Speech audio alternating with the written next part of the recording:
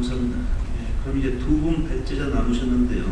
두 분 발제자께서는 지금까지 나온 이야기하고 결부해가지고 본인들 발언하시면서 경우에 따라서 필요하시면은 두 분이 영역을 나눠서 하다 보니까 상대방이 발표한 내용과 결부에서도 좀 하시고 싶은 이야기 있으면 같이 해주셔도 좋을 것 같습니다.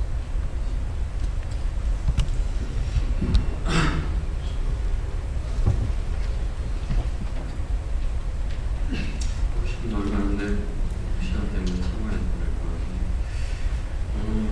저는 오늘은 법과 관련돼서 법 개정 문제를 토론하는 자리이기 때문에 이 자리에서 우리가 정책을 법을 어떻게 집행하느냐 그 태도에 대해서 여기서 아니면 노동부에 대해서 뭐라고 법에 대해서 제대로 집행을 못한다 하는 사실이 없고요.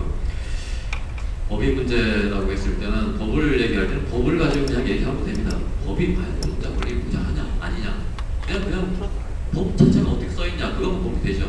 그걸 가지고 토론하고 얘기하고 그래야 될 시점에 자꾸 정책 그걸 집행을 어떻게 한다 그거 법은 이렇게 만들어졌는데 그 집행하는 과정에서 뭐가 문제다. 그래서 예전에는 그게 문제가 되면은 결국 집행을 문제 삼게 되는 거죠. 그래서 이명박 정권을 문제 삼는 거고 이전에 똑같은 법이 그 전 정권에 있었는데 그거는 그 법은 이제 이게 그랬는데 집행이 이제 달라졌기 때문에 예전에는 직접 바로 어쨌든 사용자에게 완전 편향적으로 해서 막바로 개입해서 노조 탄압하는 식으로 관리를 하지 않고 그냥 조금 뒤로 물러서서 결정적으로는 결국 개입을 했지만은 이런 식으로 했던 그런 문제에 대해서 제가 여기서 논의하는 건 아니고요.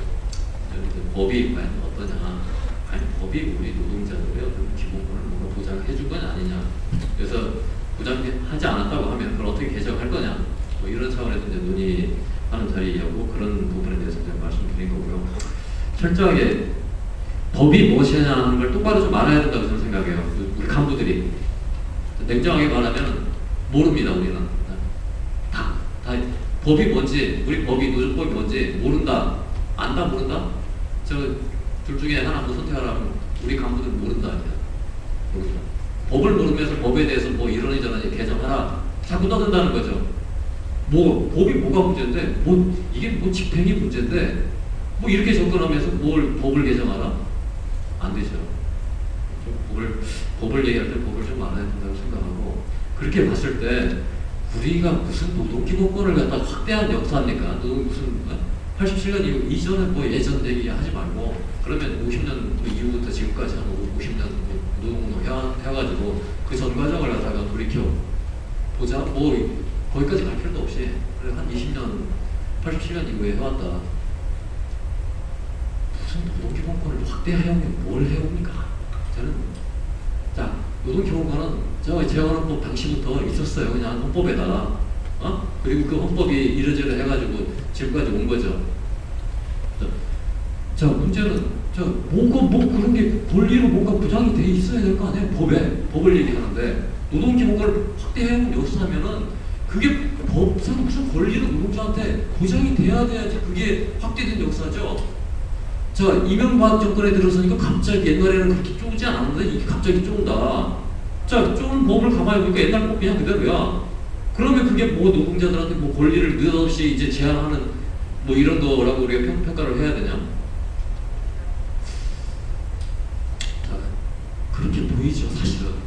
예전에는 북노조 금지시켰고 제3자 개입 금지시켰죠, 옛날 법에. 그러다가 투쟁을 해서 제3자 개입 금지를 갖다가 노동관계 지원으로 바꿨다가 다시 이제 그걸 폐지했으니까 보니까 노동기본권을 갖다 확대해온 역사는 우리 잘 투쟁했다 그동안 이렇게 말하시는데 아니라는 거죠. 그 법을 만들 때 도대체 뭐를 갖다가 그 법을 개정할 그 시점에 어떤 식으로 해가지고 우리가 노동기본권을 쟁취했냐 하는 걸 봐야 되는 거죠. 그 시점에 그 부분만 개정한 게 아닙니다. 노조법을 갖다가 그 시점에 같이 세트로 해가지고 다른 것까지 다 집어넣어가지고 노동기본권 행사를 갖다 규제하고 이 금지하는 내용을 더 추가해서 집어넣었어요. 그러니까 87년 법 아니면 그 이전에 아까 얘기했듯이 1953년에 만들어진 법보다 지금 현재하고 비교하면은 지금 현재 법이 가장 안 좋죠. 가장 안 좋아요. 그냥 단순 비교해 보시면 됩니다. 즉 87년 뭐 노동자 대투쟁해서 87년 이전에 전두환 시절에 노조법하고 지금 현재 노조법하고 그냥 갖다 비교해 보십시오. 어떻게 지금 뭐를 갖다가 더 이게 어느 구구절절히 더 처벌을 하고 처벌 수위는 얼마나 더 강화됐는지.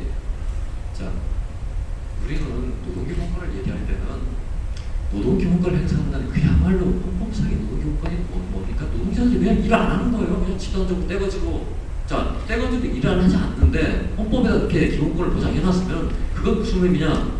떼거지도 일 안 하는 거에 대해서 국가가 이걸 갖다가 범죄로 해서 처벌하지 않는다.